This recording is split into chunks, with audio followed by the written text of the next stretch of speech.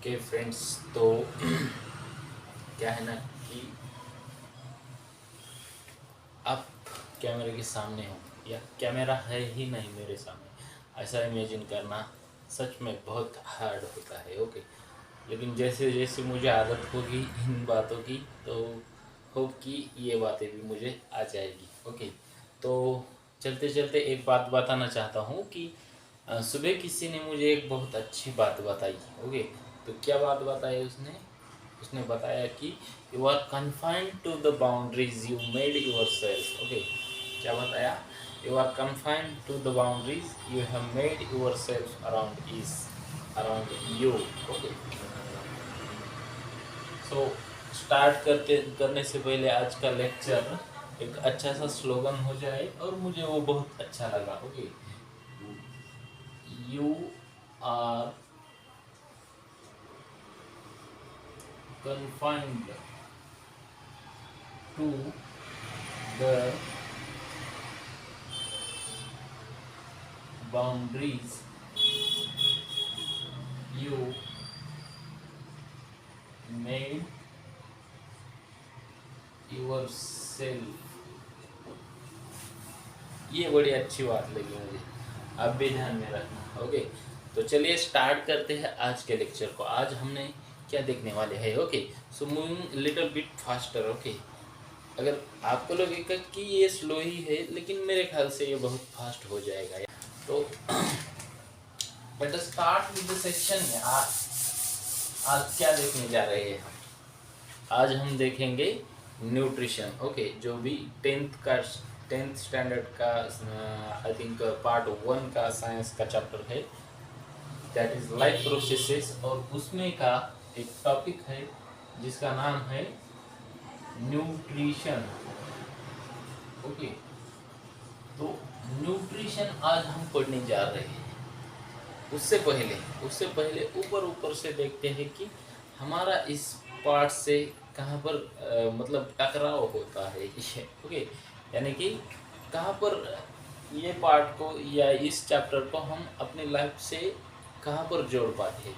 तो देखिए, सिंपल सी बात है, to every human being whether that is I or you, okay, whether that is I or you, what we need basically for our us to being live, okay, us to being alive, जिंदा रहने के लिए क्या चाहिए हमें, या फिर यूँ कहेंगे कि मैं कुछ हर दिन मैं कुछ ना कुछ काम करता हूँ। आप सभी भी काम करते हैं, कुछ ना कुछ तो करते ही होंगे यार। तो वो सब काम करने के लिए क्या चाहिए हमको? ओके, तो हमको चाहिए बेसिकली एनर्जी। ओके, क्या चाहिए हमें? एनर्जी। और ये एनर्जी हमें कहाँ से मिलती है? ओके, कहाँ से मिलती है एनर्जी? ऐसा नहीं कि अच्छे स्लोगन से भी मिलती है, लेकिन अगर विज्ञान की बात हम करेंगे या साइंस की अगर बात हम करेंगे, तो ये एनर्जी हमें कहाँ से मिलती है? तो एनर्जी जो मिलती है ना सर, ये मिलती है सर फूड से। कहाँ से मिलती है? फूड से। ये तो हम सब लोग जानते हैं सर, लेकिन उससे आगे की बात क्या आप जानते हैं? कि क्या अगर मैं आपको सवाल पूछूं कि अगर मुझे एनर्जी चाहिए, मुझे मेरे बॉडी के अंदर मैं थकान महसूस कर रहा हूँ और मुझे एनर्जी चाहिए, तो सीधा फूड खाने के बाद तुरंत मेरे में एनर्जी आएगी? नहीं, ऐसा नहीं होगा। आपको कुछ ना कुछ टाइम रुकना पड़ेगा, उसके बाद ही you will feel good, isn't it? So why that so? Okay, ऐसा क्यों होता है? हम खाना खाने के बाद अगर हम सपोज कि इल फील कर रहे हैं, थोड़ा सा थकान फील कर रहे हैं, और खाने के बाद इंस्टेंटली हमें अच्छा महसूस क्यों नहीं होता या एनर्जी रिच महसूस क्यों नहीं होता? तो उसके पीछे कुछ रीज़न है। रीज़न क्या है कि जब भी हम खाना खाते हैं, ओके, तो उसके अंदर की जो एनर्जी होती है, अब देखिए मैं क्या कर रहा हूँ, खाने के अंदर एनर्जी होती है। ओके, तो खाने के अंदर जो एनर्जी होती है, जो भी हम खाते हैं, उसको डिराइव करने के लिए, to derive the energy from the food, okay, there are some processes, those are going to happen in our body. Okay, और ये बात हम जनरली देखते नहीं हैं। या महसूस भी नहीं करते। ओके, लेकिन साइंटिस्ट ने इनको खोजा है कि कौन सी चीज़ें होती है आपको जब एनर्जी चाहिए। तो फूड से जब आप एनर्जी ऑब्टेन करते हैं, या कोई भी एनिमल बॉडी है, कोई भी एनिमल बॉडी है, उसको एनर्जी ऑब्टेन करने के लिए क्या क्या चीज़ों करने पड़ती है, तो यही आज हम आपके चैप्टर में देखने जा रहे हैं, जिसका कि नाम है न्यूट्रिशन। ओके, तो न्यूट्रिशन जो होता है ना, वो बेसिकली टू टाइप्स का होता है। देखिए, मैं क्या कह रहा हूँ, न्यूट्रिशन जो होता है वो बेसिकली टू टाइप का होता है। पहली जो टाइप है वो है एटोट्रॉप्स एंड दूसरी है हेटेरोट्रॉप्स। देखिए, एटोट्रॉफ एंड हेटेरोट्रॉप्स।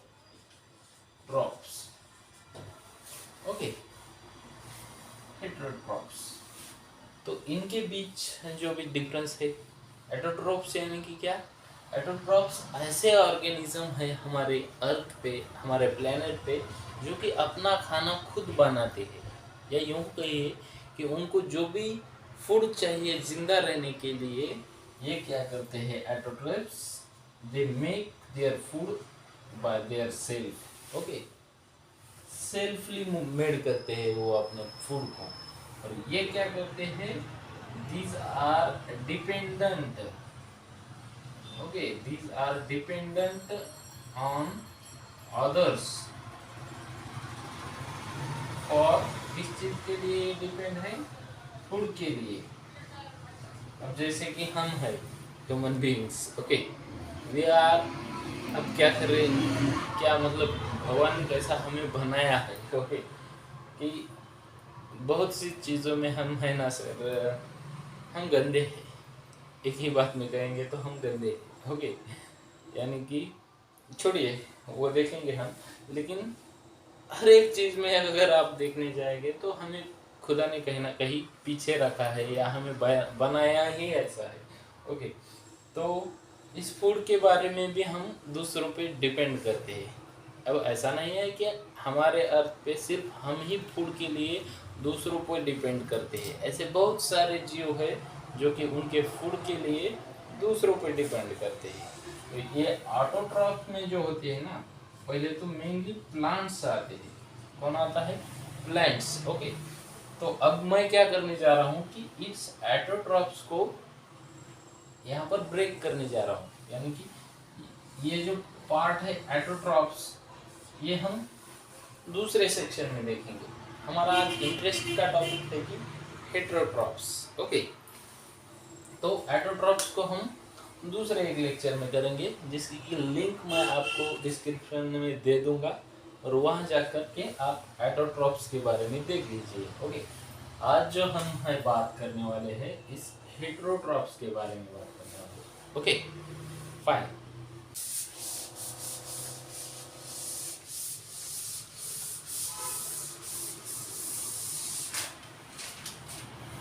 तो देखिए, कहाँ पर थे हम, हमें चाहिए थी एनर्जी कुछ भी काम करने के लिए, कुछ भी करने के लिए, या यूँ कहेंगे तो अगर हमारे बॉडी के अंदर जो भी प्रोसेसेस चलती रहती है, हमें जिंदा रखने के लिए हमारे बॉडी के अंदर जो भी प्रोसेसेस चलती रहती है, उन प्रोसेस को करने के लिए हमारे ऑर्गन सिस्टम्स को भी इस चीज़ की ज़रूरत है भाई, इस एनर्जी की ज़रूरत है। और ये एनर्जी जो है हम फूड से लेते हैं। कहाँ से लेते हैं, फूड से लेते हैं। तो देखेंगे एक पॉइंट पे था मैं शायद, कि फूड जैसे ही हम खाते हैं तुरंत एनर्जी नहीं मिलती, कुछ ना कुछ समय लगता है। तो क्यों समय लगता है, इस फूड से एनर्जी डिराइव करने तक हमारे बॉडी के अंदर बहुत सारी प्रोसेसेस होती है, और बहुत सारे ऑर्गन सिस्टम्स उसमें भी हमारे इन्वॉल्व है। ओके, तो बताइए ना सर, कौन से ऑर्गन सिस्टम्स इन्वॉल्व है, या कौन सी प्रोसेसेस है। तो अब अगर हम, जैसे ही आप ध्यान रखोगे या ध्यान दोगे चैप्टर में, तो आप अपने आप खुद जान जाओगे कि फूड को एनर्जी में कन्वर्ट करते समय कौन सी सिस्टम्स बीच में आ रही है, या किन सिस्टम्स की ज़रूरत हमें पड़ रही है, isn't it? तो देखिए, फूड तो पहले तो हम मोटा मोटा देखेंगे ना, मैंने कहा था कि हम ज़रा मोटा मोटा देखेंगे कि जो भी हम ऑब्जर्व करते हैं, जो भी हमने देखा। देखिए, फूड हम खाते हैं एनर्जी के लिए। अब फूड खा लिया तो खाने के पहले हम क्या करते हैं, फूड को च्यूइंग करते हैं, isn't it? एंगल्फ करने से पहले फूड को हम क्या करते हैं, च्यूइंग करते हैं।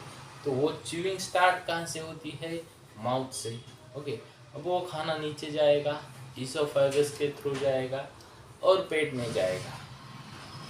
सर ये तो बात कुछ आपने इस सिस्टम की कर ली।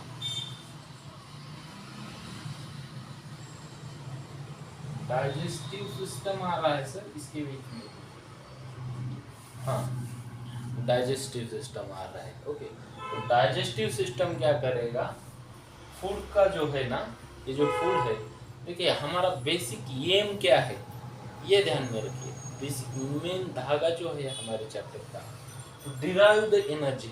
What is our aim? Our aim is to derive the energy. Okay. क्या चाहिए हमें, एनर्जी चाहिए, इसी के लिए सारी खटपट चल रही है। ओके, तो डाइजेस्टिव सिस्टम आ गई। ओके, अब डाइजेस्टिव सिस्टम को जरा बाजू में रखता हूँ मैं। अब ये जो फूड है, ओके, डाइजेस्टिव सिस्टम क्या करता है, ध्यान रखिए। डाइजेस्टिव सिस्टम जो है, हम जो भी फूड खाते हैं वो कॉम्प्लेक्स होता है। ओके, क्या कह रहा हूँ मैं, हम जो भी फूड खाते हैं वो बहुत सारा कॉम्प्लेक्स होता है, उसमें फाइबर्स होते हैं, ग्लूकोज भी होता है, या आपको जो न्यूट्रिएंट्स चाहिए बॉडी में, कार्बोहाइड्रेट्स, प्रोटीन्स, फैट्स, ये सब होता है। लेकिन इनकी बड़ी से बड़ी चेन्स होती है। Thousands of the glucose molecules are there linked to each other, और thousands of the proteins are there, thousands of the fat is there, thousands of the lipid is there. So that is basically a complex food. Okay, ये complex food है। जैसे हम कुछ ईट करेंगे, मान लो कि मैंने कुछ एप्पल खा लिया, तो वो एनर्जी डिराइव करने के लिए सीधा मेरे बॉडी के अंदर किसी भी पार्ट में नहीं चला जाएगा। ओके, उसका पहले तो ब्रेक डाउन होना पड़ेगा, और ब्रेक डाउन करने का काम ये डाइजेस्टिव सिस्टम करती है। तो ध्यान में रखिए, डाइजेस्टिव सिस्टम का मेन फंक्शन क्या है। ओके, मेन फंक्शन क्या है डाइजेस्टिव सिस्टम का, it converts the complex food material into simple component, या हम यूं कह सकते हैं simple food component, simple compounds भी हम उसे कह सकते हैं। ओके, तो क्या है वर्क डाइजेस्टिव सिस्टम का, to convert the complex food that we eat into the simple compounds. Okay, that simple compounds, from this simple compound how we can get the energy. Okay, इसके पहले की एक बात करनी थी मुझे, शायद मैं भूल गया। देखिए, अब इस फूड से एनर्जी डिराइव करने के लिए सीधा सीधा एनर्जी डिराइव नहीं होती। उस एनर्जी को हमें फूड से निकालने के लिए एक बात की ज़रूरत होती है। ये बात बहुत ध्यान से याद रखिए। ओके, हमें फूड से एनर्जी निकालने के लिए ऑलवेज चाहिए O2। ओके, ऑक्सीजन की ज़रूरत होती है। तो अब भाई ये ऑक्सीजन मिलेगा कहाँ पर, क्या बात कर रहे हैं सर, ऑक्सीजन तो पूरे हवा में ही है। ओके, लेकिन हमारे बॉडी के अंदर कैसे जाएगा ऑक्सीजन, तो उसके लिए सिस्टम है ना, रेस्पिरेटरी सिस्टम तो है अपना, isn't it? तो रेस्पिरेटरी सिस्टम से भी देखिए दो पार्ट्स होते हैं, that is upper respiratory system और external respiration, and another part is internal respiration. Now what is external respiration? External respiration को हम किस तरह से कंसिडर करते हैं, देखिए हम, I am breathing inside, I am breathing outside. Okay, तो जब भी मैं ब्रीथ कर रहा हूँ तो हवा में जो ऑक्सीजन है वो अंदर ले रहा। और जब भी मैं ब्रीथ आउट करता हूँ तो मैं हवा में कार्बन डाइऑक्साइड छोड़ता हूँ। Okay, so that is the external respiration. Okay sir, external respiration के बारे में पता चल गया। अब इंटरनल रेस्पिरेशन क्या होता है? देखिए, ये फूड से ये ऑक्सीजन मिला करके या फिर इस फूड का ऑक्सीडेशन हो करके एनर्जी डिराइव होती है, वो होती है सेल के अंदर। ओके, वो होती है सेल के अंदर, तो उसी प्रोसेस को इंटरनल रेस्पिरेशन कहते हैं। ओके, यहाँ तक क्लियर है? इसका मतलब कि सर दूसरी एक सिस्टम आ गई, क्योंकि हमें O2 भी चाहिए। कौन सी सिस्टम है? वो सिस्टम है sir respiratory system. Okay sir, respiratory system ने क्या किया? ऑक्सीजन ला करके ला दिया हमारे बॉडी में। और डाइजेस्टिव सिस्टम ने क्या किया कि जो भी फूड हमने खाया था, कॉम्प्लेक्स फूड खाया था, उसको सिंपल फॉर्म में कन्वर्ट कर दिया। ओके, अब यहाँ तक आने के बाद क्या एनर्जी मिल जाएगी या पूरा काम होता है? तो नहीं। देखिए, सपोज कि मेरे किसी भी बॉडी पार्ट को, या सपोज मेरे न्यूरॉन को कुछ फूड चाहिए, कुछ एनर्जी चाहिए, तो ये एनर्जी न्यूरॉन को मिलने के लिए, या सपोज कोई भी सेल हो बॉडी का, आपको उसको एनर्जी मिलने के लिए एक सिस्टम होती है, या फिर उसको भी उस सेल तक ग्लूकोज जाना पड़ेगा, उस सेल तक हमारे कार्बोहाइड्रेट्स जो भी है, फैट्स, प्रोटीन्स, लिपिड्स, वो जाना पड़ेगी। तो ये वहन का काम कौन करता है? ये ट्रांसपोर्ट का काम कौन करता है? तो वो काम करती है हमारी, that is all you know, blood. That is nothing but the circulatory system. Okay, तो ये काम करेगी हमारी सर्कुलेटरी सिस्टम। ओके, अब आया समझ में?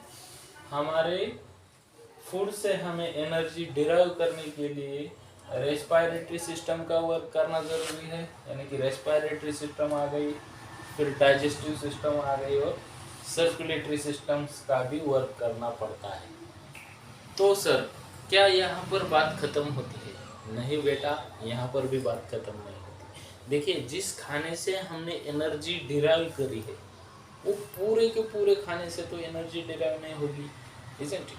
इसका मतलब कि कुछ ना कुछ खाना आपके बॉडी के अंदर बच जाएगा, दैट इज वेस्ट मटेरियल। और अब इसका क्या किया जाएगा?